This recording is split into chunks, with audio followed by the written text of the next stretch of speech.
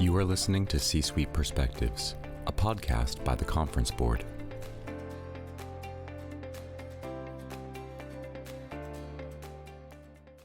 Welcome to C-Suite Perspectives, a signature series by the Conference Board. I'm Steve Odland from the Conference Board and the host of this podcast series. And in today's discussion, we're going to talk about the incoming administration's policy priorities here in the U.S. Joining me today is John Gardner, the head of public policy at the Committee for Economic Development, which is the public policy center of the Conference Board. John, welcome. Thank you. Good to be here. So, John, you've been in and around Washington, your entire career. You've seen a lot of changes. I can't think of one administration change following an election that hasn't been scary in some way or another, because, there's the whole campaign and then there's the reality of governing, and they're not the same thing. Very true. And any new administration is going to have to do a lot of things very quickly. Perhaps most important, identify the thousands of personnel that are going to serve it, everything from the cabinet down to the Schedule C political appointees in the agencies. It has to switch into thinking about governing, has to switch and start thinking about relations with Congress, and it has to begin also thinking about how it wants to organize the White House and how its governing mode of operation is going to be.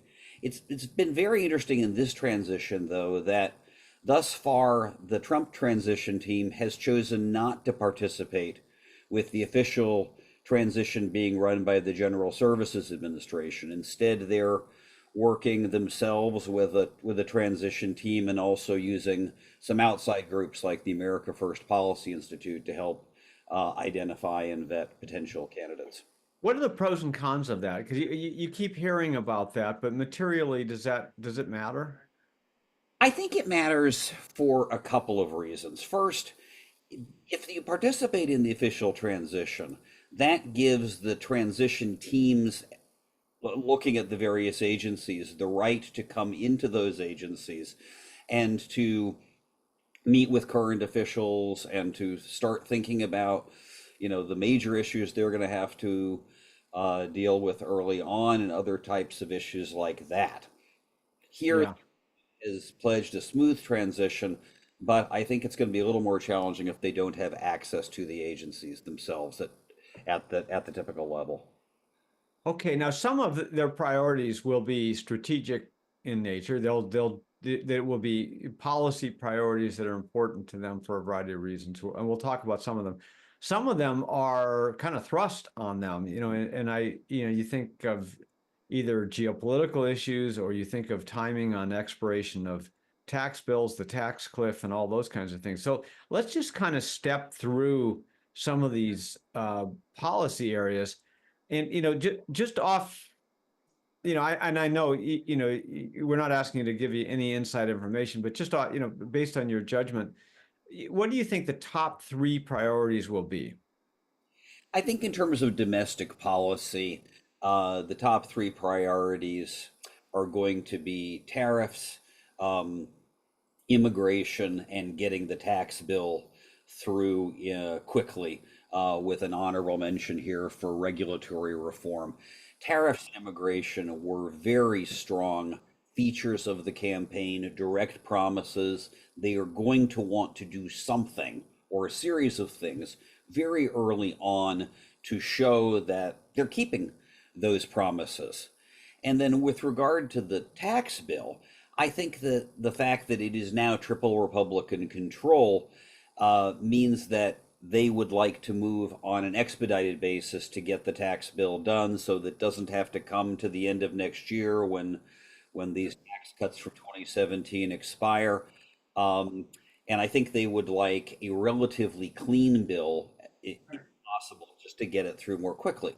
By comparison, in 1981, the Kemp-Roth tax cuts were done by August. And then in 2001, President Bush's tax cuts were done in June and July. So I think that may be the timetable that they're thinking about for.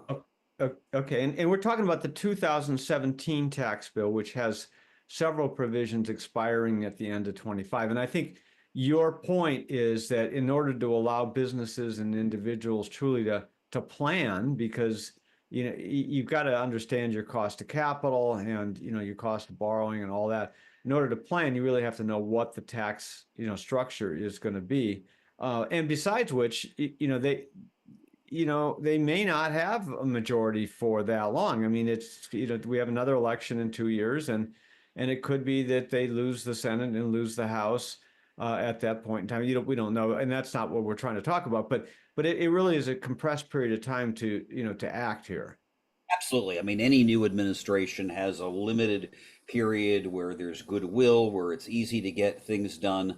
If you go back to 2021, President Biden wanted to get the American Rescue Plan through. Earlier, other presidents have had signature initiatives they wanted done. You're absolutely right about the need for businesses to plan.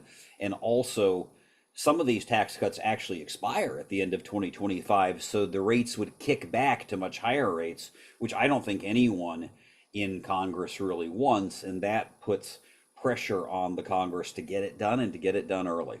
What do you think will happen to the tax bill? Do you think that they'll just do you think they'll take the current situation and make them all permanent and just no change, or will they kick the can down the road and let them expire again and so forth? I think the president has two goals. The president-elect has two goals here. The first is really to try to get as clean a bill as possible. I don't know that they want a Christmas tree bill, as they call it here in DC, with a lot of provisions from being added by a lobbyist or things like that. They may see some of that, particularly in the energy area, which is another focus area of the new administration. But he has talked about lowering the corporate tax rate even further, perhaps down to 15%, making the individual income tax cuts permanent, and extending certain other provisions, for instance, on the estate tax and other areas. Congress has to produce a bill here too, and it really is what can get through the Senate and the House as well. Yeah. And do you think the Senate and the House will play with them? I mean, there's only a couple of seats extra in each case, and they can't afford to have dissension. Absolutely. I mean, I think they will certainly listen to what the president has to say, particularly a president of their own party. But I do think that the relevant committees, the Committee on Ways and Means in the House and the Senate Finance Committee, jealously guard their tax writing provisions and will each want to produce a bill that reflects the priorities of its members. And there will be some differences between the Senate and the House bills, which will have to get reconciled. That's just a part of the normal legislative process in Washington. But I think at the end of the day, they will get a bill that will be acceptable, not only to both houses, but also to the president. Okay, tariffs are something that are under the purview of the administration. They don't have to go through Congress. They promised 10% across the board tariffs, 60% tariffs on China. How much of that was rhetoric and the start of negotiation versus what you think will be reality? I think the threat is absolutely real, for several reasons. First, as you note, the president does have a wide grant of authority from Congress under at least 3 bills that permit him to impose tariffs. 2 of those bills require some form of investigation by Commerce and USTR, but it is a broad grant of authority. Second, I mean, they really have been signaling, I think, both to Wall Street and the DC policy community that the administration is quite serious about this. There are a lot of unanswered questions, not only tariff rates, but what countries. Will they exempt countries with which the U.S. has a free trade agreement, like Canada or Mexico? And also, how much they intend to use this as a source of revenue versus how much they intend to use this as in essence, a springboard to negotiation. The European Union has already signaled that they would impose retaliatory tariffs, which could move us more towards the negotiation theory. I think there are a lot of unanswered questions, but I also think that they're quite serious about some action in this area. And they ought to be able to take those steps relatively quickly. Okay, another Another area, which of course has been a flashpoint in the election, is the border. And what do you think day one will bring us on the border? Well, it's always dangerous to respond on the basis of what happens on social media platforms, but it is worth noting that the other day the president gave a thumbs up to a posting in which someone close to him suggested that he might impose a national emergency on immigration on the first day of the presidency, which would permit acceleration of what they've termed mass deportations. It could also possibly permit him to re-invoke the provisions of Title II of the Public Health Act. Back in the pandemic, they used these provisions effectively to stop a lot of people from crossing the border and permit easy and quick repatriation to their home countries. I think we could be looking at something like that again, but again, they will want to signal a drastic change from the policies of the current administration. I think want to do this very quickly. But it's also difficult. I mean, even in 2016, President Obama's administration deported only 480,000 people, and it's also expensive. They're going to need more Border Patrol agents, more immigration courts, and a process to make this happen. But do they close the border? I don't think they close the border completely. They may invoke Title 42, but even that was not a complete closure of the border. I mean, legitimate business people and tourists and visitors will still be able to cross the border. Do they finish the wall?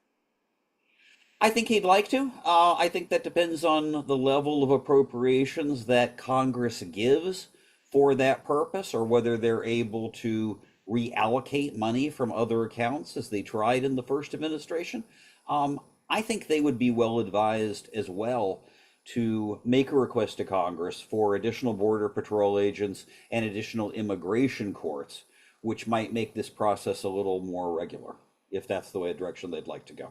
Could it be an irony that Harris promised to finish the wall and Trump doesn't?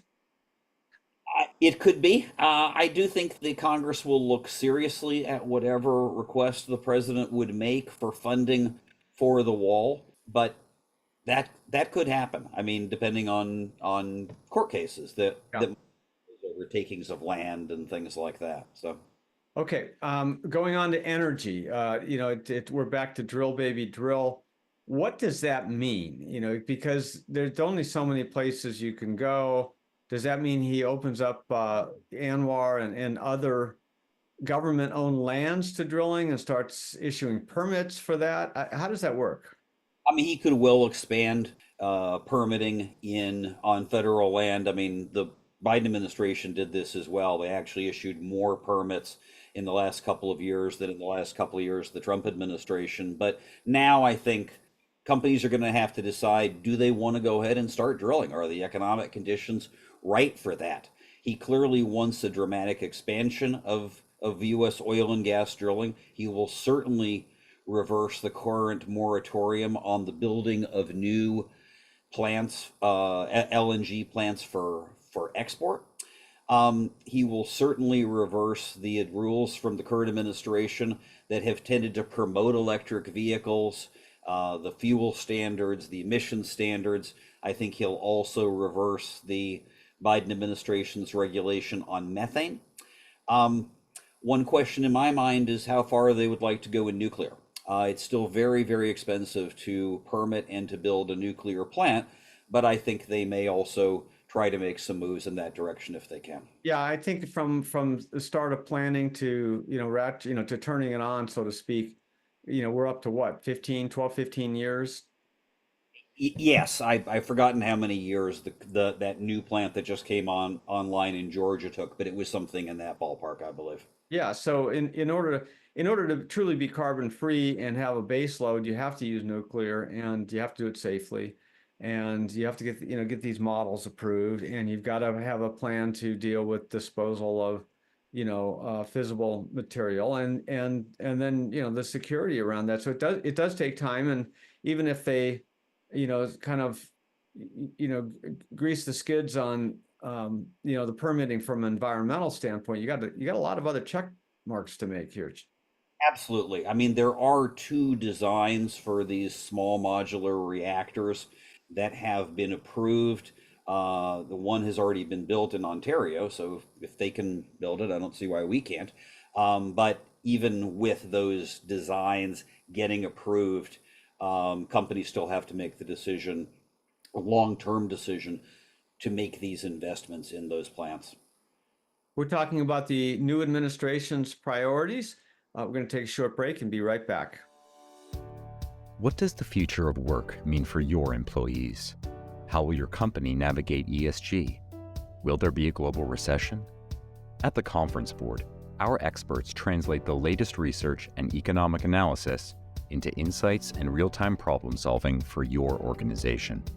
Membership at the Conference Board provides your team with an assortment of knowledge, from economics, marketing and communications, ESG, public policy, and human capital. As a member, you'll have access to our center experts, member-exclusive events, data and benchmarking tools, and peer sharing that will help you understand the present and shape the future. Consider becoming a Conference Board member today by visiting www.conference-board.org. Welcome back to C-Suite Perspectives. I'm your host, Steve Odland from the Conference Board, and I'm joined today by John Gardner, the head of public policy at the Committee for Economic Development, which is the public policy center of the Conference Board. Okay, so John, we were talking mostly about domestic policy before the break. Let's turn to some of the geopolitical strains. This Russia-Ukraine situation's been going on. They're ratcheting it up. Just in here at the end of the Biden administration, it seems like the rhetoric is getting even more heated. And you have, a new president who has promised to end this in one day. Can he end it in one day? I think that would be very challenging. He hasn't said he did pledge to end the war in 24 hours, didn't say how he would do this. Both he and the Vice President-elect, Senator Vance, have opposed further aid for Ukraine. I mean, at best, it's a new era of uncertainty with some pretty serious questions about whether Europe alone could give the military aid necessary to continue the war. Well, it seems to me that, I know he had prior, he tried to build a relationship, with Putin that was at least trusting. Why wouldn't you try to have something? A lot of time has passed, and water over the dam. So here we are. It seems to me that if he's going to end it quickly, whether it's one day or more, it's got to be involved trading land for peace. That is, I think, the direction that this could well be going. I mean, it's interesting that after the election, President Zelensky said he had a great conversation with the president-elect and said we agreed to maintain a close dialogue and develop our cooperation, and praised the whole concept of peace through strength. President Erdogan of Turkey proposed at the G20 a formula based on a freeze of the ceasefire lines, and Ukraine pledging not to join NATO for at least 10 years. It was an interesting development. It was meant to be a little more favorable to Ukraine than the kind of rival Chinese-Brazilian peace plan. The Russians have said that while a freeze of the current lines would not work for them, they have also recently expressed a willingness to negotiate with the Trump administration. So I do think we will see some action on this very early on in the administration. Okay, you have to go to the other geopolitical, tension, which is the China-Taiwan situation. What's he going to do there? Well, as I said earlier, I do think the new administration will impose some form of tariffs on China and certainly continue the current tariffs, which of course could hurt China economically as well as possibly hurting the U.S. economy as well. I mean, regarding Taiwan itself, it's a very interesting case study of what some analysts have termed Trump's transactional approach to foreign affairs. I think his victory is making Taiwan anxious, with questions over whether he would continue to support Taiwan with military aid. But by law, the U.S. is committed to providing Taiwan with defensive weapons. They already buy billions from us, and I think the Taiwan aid has strong support in Congress. So I would expect that type of military aid will continue. On the semiconductor side, Trump has been very critical of Taiwan's dominance of that industry. Now we're seeing the Taiwanese build a plant in Arizona. So I'm hopeful that there could be a little ratcheting down of the tension in that aspect of the US Taiwan relationship. Does the new administration stick with the one China policy? Oh, absolutely. In fact, I think there will be, if not a formal revocation of some of the things that President Biden said, I think signals would be passed to the Chinese that U.S. policy is no longer what President Biden had said regarding an explicit guarantee of the defense of Taiwan. You also have USMCA coming up in 2027. You have three parties to this. I'm sure each one of them would like to, change some things about it. What do you think the new administration's perspective is? It's their treaty, from the last administration, but what do you think he'll try to change? I think he'll try to have greater pressure on Mexico in terms of some of the guarantees for Mexican workers, which I think they think gives Mexico a bit of an unfair advantage. In the current treaty, there were provisions about wage rates for Mexican workers. I think they might also try to increase labor standards as well for similar reasons. But it's absolutely going to require renegotiation, or else it will expire in 2026. The president-elect also threatened tariffs on Mexico if it doesn't cooperate on immigration. Those tariffs would, of course, violate the current free trade agreement. I think another aspect here is that we're also likely to have a new progressive conservative government in Canada next year. So that by the time these negotiations begin, you're going to have three relatively new administrations. I mean, and that could affect the course of the negotiations as well. It's also possible that he could try to seek concessions from Mexico in sensitive areas such as energy investment, but that would make the negotiations far more difficult. And then you have the Middle East. The new administration seems to be more supportive of Israel's right to certainly defend itself, but broadly more supportive of Israel than the current administration. What do you think? And more antagonistic towards Iran. I mean, they actually called for the bombing of the Iran nuclear sites. What do you think about that? Certainly more antagonistic towards Iran, especially given what happened in the first administration. I mean, the attack on Qasem Soleimani in Iraq, for instance, and I think more broadly in terms of the current war in Gaza and Lebanon, there are basically two schools of thought. The first is simply that the president will be very pro-Israel, effectively stating not to Netanyahu, you do what's necessary for your own security. The second school of thought is that the president would actually take a somewhat more nuanced view of all this. First, he probably doesn't want this war hanging over him and his administration any more than he wants the war in Ukraine to do so. Second, I think he has a strong interest in ties with the Arab world. Back in 2017, his first foreign trip was to Riyadh. I think he'll want to have those close ties again with Saudi Arabia, with the Emirates. They will pressure him on the current wars in Gaza and Lebanon. And I think that he may surprise some people in terms of taking a position that would be effectively pushing more towards an end, or at least a reduction of some of the violence in the immediate region. Clarence Thomas is 76 years old. The Senate has to approve any appointments. The Republicans control the Senate by 3 seats. That's likely to change in 2 years. Does the new administration pressure Thomas to step down so they can name a replacement, or is Thomas going to just hang on as long as he can? I don't think that either Justice Thomas or Justice Alito, who's the other of the two of the court's two oldest members, are particularly eager to leave the court. I could see a scenario in which Justice Thomas might decide to retire, in part to confirm a much younger successor. I think with a 3 vote margin in the Senate, confirmation of a new justice should be relatively easy should Justice Thomas decide to leave. I think that they are very eager to begin the process of confirmations of additional judges at the appellate level and at the district judge level. And it would also not shock me if they made a request to Congress to increase the number of federal district judges. And if they do that, that would, of course, simply raise the number of those district judges who had been appointed by President Trump as opposed to other presidents. So you don't think that there is Clarence Thomas is eager to leave, but if he does, he should do it in the next 2 years to be safe here, right? Certainly be the administration's perspective.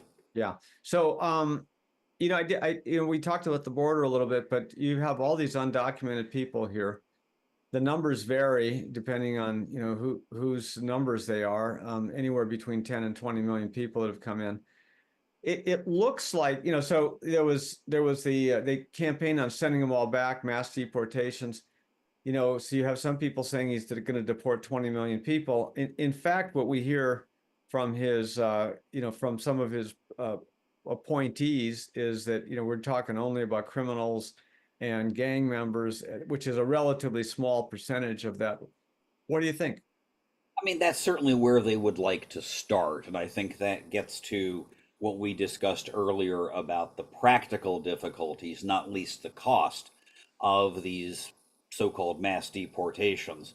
And I also think that in an election which was dominated so much by voters' concerns over inflation, they will have to be at some point, I think, concerned about the potential that mass deportations, taking people who are embedded in the labor force, even though undocumented, out of the labor force, and tariffs could each have inflationary effects on the US economy, which is not what they want going into the 2026 elections, handing the Democrats exactly the same issue that they ran on in 2024. Yeah, that would be illogical. What can the White House do unilaterally versus what do they need Congress to go with them on? In terms of the border and immigration, I mean, certainly the president can declare a national emergency. Certainly the president can invoke Title 42 if they were to go in that direction.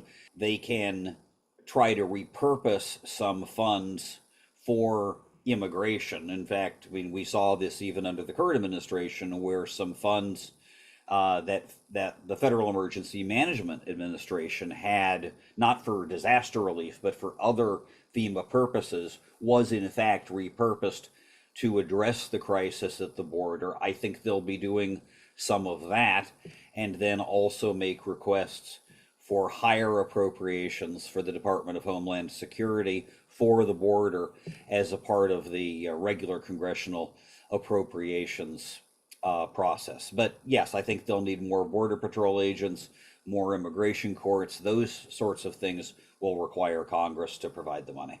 And then, some of these other things we've talked about. So regulatory reform is, or regulatory anything is really the administration, right? Tariffs are the administration. You don't need Congress for that. You do need Congress for these tax bills, for any of these energy situations, obviously the Supreme Court replacement. How about the geopolitical stuff? I mean, you need Congress for a declaration of war, but there's pretty good latitude here.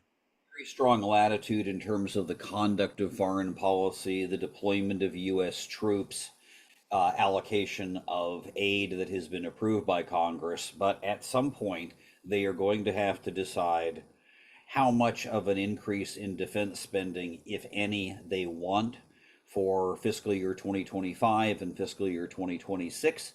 And then if they do want additional aid for Israel, for Taiwan, they would have to request that from Congress or reallocate from current U.S. stocks, but then have to go back to Congress to say, we need this money to replenish American stocks of missiles or other forms of ammunition or other types of military equipment that they have used to support allies and partners. If you have a goal of reducing the level of debt, or at least bending the curve, which of course CED has written on extensively, but also retain the tax structure, then it requires spending cuts. And we've seen this the establishment of these co-chairs on on the spending. What do you think they'll try to cut, and what can they cut on their own versus what do they have to go to Congress for? Well, let me answer the second half of that first. What they can cut on their own is regulation. I think there will be a very heavy regulatory reform aspect of their work. Spending cuts really will require Congress as well, unless the administration were to go down the path of as what's been called impoundment of money, where Congress orders the money to be spent. The administration simply declines to do this. The last time we had a real impoundment crisis was in the Nixon administration.